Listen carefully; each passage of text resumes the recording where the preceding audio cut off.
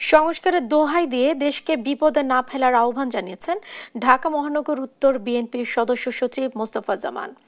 শনিবার বিকেলে রাজধানী উত্তরা নতুন সেক্টর তুরাগ থানা মৎস্যজীবী দলের উদ্যোগে খালে মৎস্য অবমুক্ত করার অনুষ্ঠানে প্রধান অতিথির বক্তব্যে এ কথা বলেন তিনি।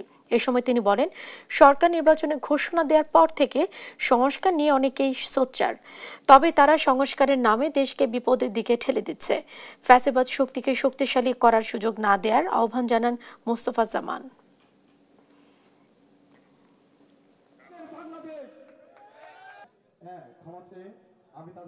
আমাদের মূল কাজ হচ্ছে জনসেবা। আমরা জনগণের পাশে আছি, জনসেবা করতে চাই। মানুষের সেবা যদি না করতে পারি তাহলে এই পার্টিগুলো আমাদের কি লাভ? আমাদের কোনো সার্থকতা নাই। আমরা যদি সার্থক হবো তখনই জনগণ যখন আমাদের বিএনপি কর্মীদের দ্বারা, আমাদের পার্টির দ্বারা উপকৃত হয়।